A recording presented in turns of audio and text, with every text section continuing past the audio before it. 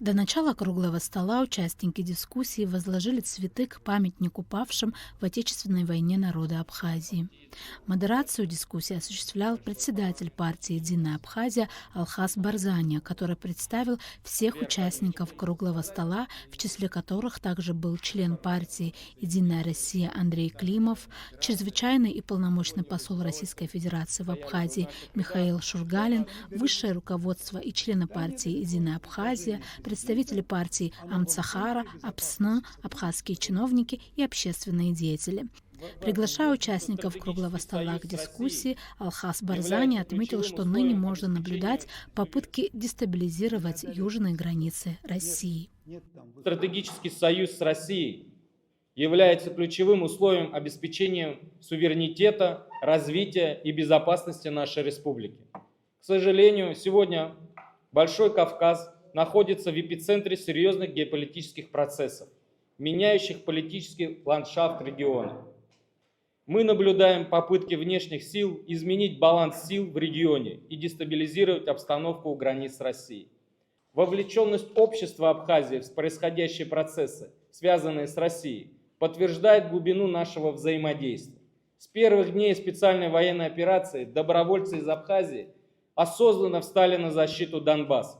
Я лично неоднократно проводил гуманитарные миссии на специальной военной операции, вел переговоры, работал с нашими соотечественниками, добровольцами из Республики Абхазия. В свою очередь, член партии «Единая Россия» Андрей Климов отметил, что весь мир в состоянии геополитического шторма, в который так или иначе вовлечено около 72 стран, а регион Южного Кавказа особо важен в стратегическом плане, так как тут находятся две важнейшие акватории – Каспий и Черное море.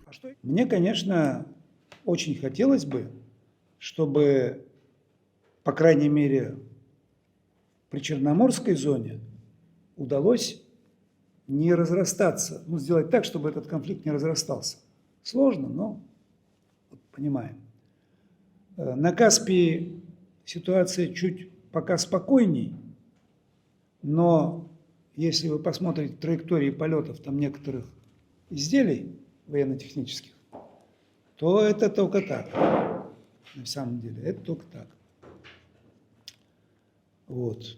При более таком катастрофическом развитии событий может быть все, включая радиоактивное поражение. Сам по себе Южный Кавказ, он и без того никогда не был стабильной территорией, за исключением короткого периода существования Советского Союза, по историческим меркам. Кто здесь хозяйничал последние 500 лет? Великобритания. Кто сказал Киеву: воюйте до последнего? Великобритания. Чьи уши сейчас торчат в событиях на Черном море и на Каспии? Великобритания. Вот это правда. Именно не США, а именно Великобритания. И, конечно, мы, понимая все это, должны очень взвешенно подходить к происходящим событиям. Как практическое предложение Климов высказал пожелание видеть представителей Абхазии в мае на специальной площадке в России, где будут проводиться слушания по вопросам евразийской безопасности. В своем выступлении Сергей Шамба отметил, что смена мирового миропорядка и геополитическая турбулентность бывали не раз в мировой истории. И в этих условиях стратегический союз с Россией для Абхазии – главная гарантия безопасности и экономического развития. Сидеть на двух стульях не получится, отметил Шамба и призвал также задуматься о роли Абхазии в новых коммуникационных и логистических перспективах региона Южного Кавказа. Сейчас все больше и больше и больше ситуация нагнетается, все больше крови проливается, мы не знаем, что будет дальше. Верим в то, что разум возобладает, и на каком-то этапе все-таки все это поймут, что следующий шаг будет роковым для вообще человечества. Может, остановят эту гонку. Но пока что мы этого не видим.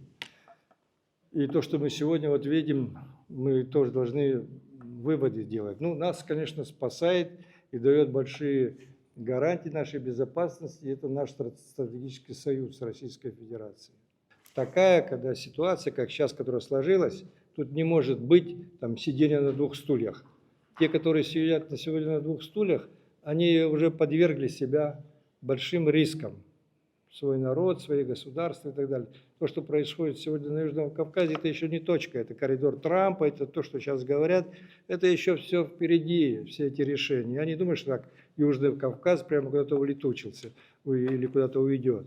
Да, есть такая геостратегическая истина, кто владеет коммуникациями, тот владеет и регионом.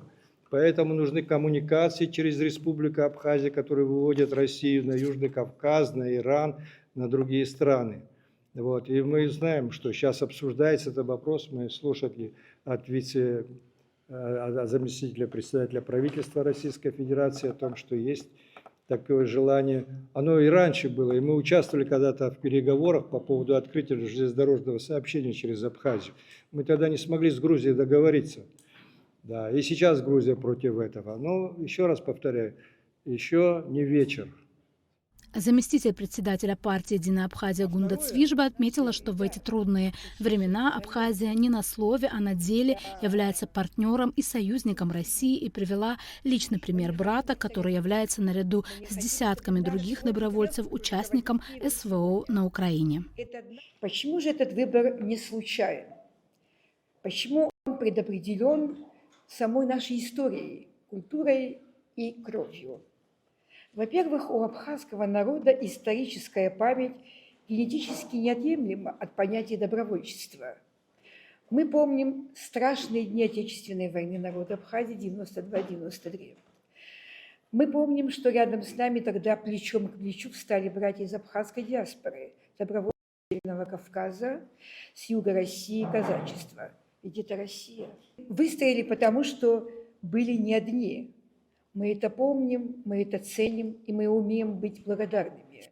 Настал наш исторический час, когда верность боевому братству требует от нас быть рядом с теми, кто когда-то был рядом с нами.